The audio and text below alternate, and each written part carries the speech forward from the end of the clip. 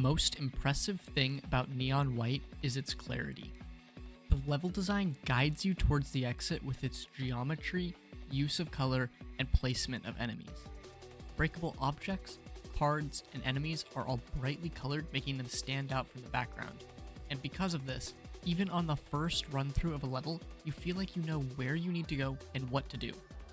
That alone is an incredible feat, but the best thing about Neon White is how its mechanics encourage you to learn how to get better and go faster, and how improving at the game teaches you to have intrinsic motivation. There are 3 major mechanics that encourage you to improve. The first being the insight system. By getting higher tiers of medals on a level, you unlock the ability to find a hidden gift, a hint, and the leaderboard. The gift makes it so even players that are not super interested in getting the best time are incentivized to go back into the level again, and in the process learn the level better while trying to reach the gift, which might make them want to give the level another go. The hints show the player a portion of the level that can be skipped with clever card usage or movement. These hints also teach you to be on the lookout for other skips in the level, so on upcoming levels you can often find the path the hint gives you before unlocking it, as well as other shortcuts. The leaderboard motivates players to do a little better, to jump their time up by thousands of places at a time, which can feel really satisfying. The second major mechanic that encourages optimization is how simple the movement abilities are to use, but also how high the skill ceiling is on the movement as a whole. The movement abilities from the cards are simple to understand on the surface. This card is a dash, this one is a double jump, and this one is zipline. There is depth to them, but the depth lies more in where to use the card as opposed to actually using it mechanically correctly, which makes the game much more approachable. To be clear, there are tricks to learn with the cards that provide some depth in how you use them. For example, using the fireball dash slightly above the ground gives you a massive speed boost as opposed to using it in the open air, so you want to aim as low as you can while still clearing whatever obstacle is required. There's also a lot of depth in maximizing the number of bullets you parry, because doing so gives you a speed boost, as well as sniping enemies from across the map so you can skip those areas of the level. But most of the depth in the cards comes from understanding where you can use them to save the largest amount of time, or where you can manage to avoid using a card on an obstacle you previously thought required it. In addition, the player is very floaty in the air. This makes it super obvious that you need to maximize the time that you're on the ground to be faster, which is a really simple way to get players into the mindset of a speedrunner.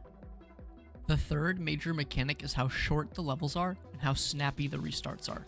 Combined, these make Neon White easy to play for hours. You can restart at the press of 2 buttons, and most of the levels are 20 to 30 seconds long, which makes the game very forgiving. It always feels very achievable to not make a major mistake for a whole run, so you can get a time you're happy with. Which brings me to my next point. If you aren't playing Neon White to optimize, you aren't going to have a good time. It would take you a very small amount of time to complete all the levels once, but the real game is in replaying levels many times to get better and better times. And if the game really gets its teeth into you, you won't be replaying a level for some medal.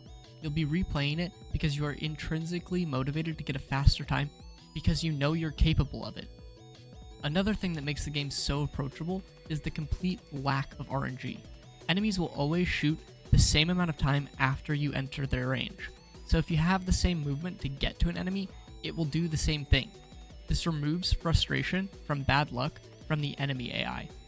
In Neon White, if you mess up, it is always your fault. A couple minor nitpicks I have about the game are that I wish you could hold the discard button to make any picked up card go into the secondary card slot. Sometimes you want to use the card you're holding right after picking up a different card, but it automatically selects the new card, so you have to swap back and it feels a little clunky. It would have been nice if when you knew that was going to happen, you could just hold the discard button until you used the card you're holding.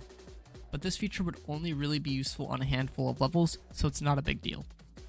The Book of Life is really fun to use, and it was a great idea to remove the limitation of needing to kill every enemy to exit the level with it. It allows for crazy skips, which are a lot of fun. It obviously is an incredibly overpowered card, but the game knows that and wants you to have that power fantasy and give you the opportunity to do cool shit. I do think it might have been more interesting if the Book of Life didn't have infinite ammo on every level. If it had a limited amount of ammo, you'd have to think about where to use it to save the most amount of time. I also really think there should have been more levels where you don't get the Book of Life right away. There are a couple, but it feels satisfying to earn it with regular cards and then become unleashed and be able to go super fast once you get it, as opposed to having it from 2 seconds into the level. All in all, Neon White is an incredibly addicting game. It does a really good job at making you feel like you're really good at the game. When you get into that flow state and get the perfect run, not missing a single shot and using your cards perfectly, it feels amazing. And nothing is more satisfying than beating your times and getting better at the game. I highly recommend Neon White to anyone that has even a small interest in speedrunning or fluid movement systems.